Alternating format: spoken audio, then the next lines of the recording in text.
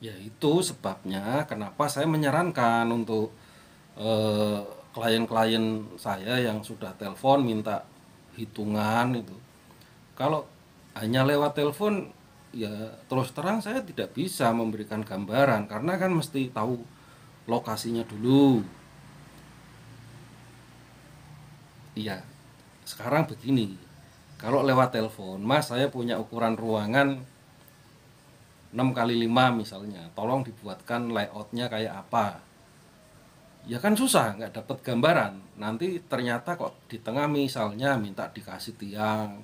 Nah, ternyata tiangnya itu sudah bisa untuk display barang misalnya. Taruhlah untuk bungkus kopi. Kalau kedai kopi kan biasanya plus jualan kopi bubuknya juga gitu. Ya susah.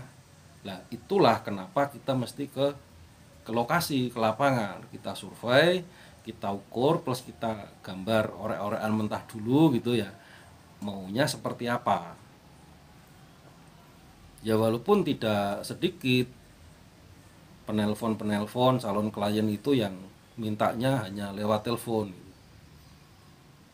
Ya nggak tahu kenapa. Dulu ya banyak.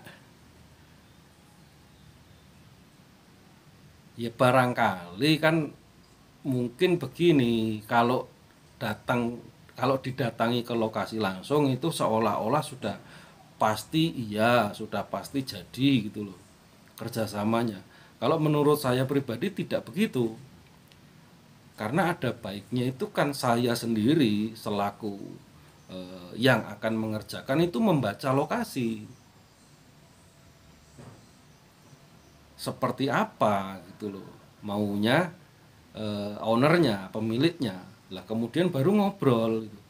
Kalau soal harga kan sebetulnya tidak ada hukum paste yang menyatakan bahwa harga sekian harus pasti sekian itu kan enggak. Iya toh, pasti ada tektok-tektok supaya jalan bareng gitu loh ya. Budget mungkin masuk dan pengerja juga ya dapat opah gitu. Ya namanya kerjasama kan harus saling menguntungkan.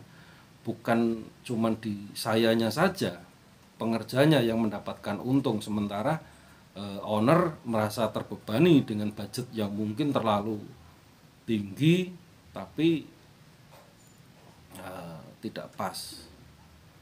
Ya ada salah satu contoh kasus saja, misalnya seperti kasus peredam gitu. Ya ada peredam sampai sekian puluh juta bahkan sampai ratusan juta tapi ternyata di dalamnya itu nggak ada komponen peredam. Ya adanya kain perca, kain kowolan bekas konveksi itu, sisa-sisa potongan konveksi.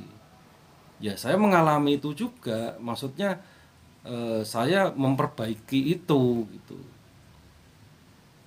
Nah kebetulan saya punya sisa peredam yang automate itu, ya saya ngomong bos ini tidak jaminan karena kalau automate hanya automate saja tidak dikombinasikan dengan rock wool atau glass wool ya daya redamnya itu nggak banyak, paling 10% atau maksimal 15% gitu.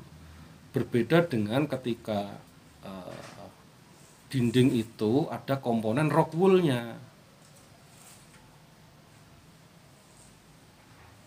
Ya ada. Saya mengalami eh, kasus seperti itu. Saya yang membongkar sendiri gitu.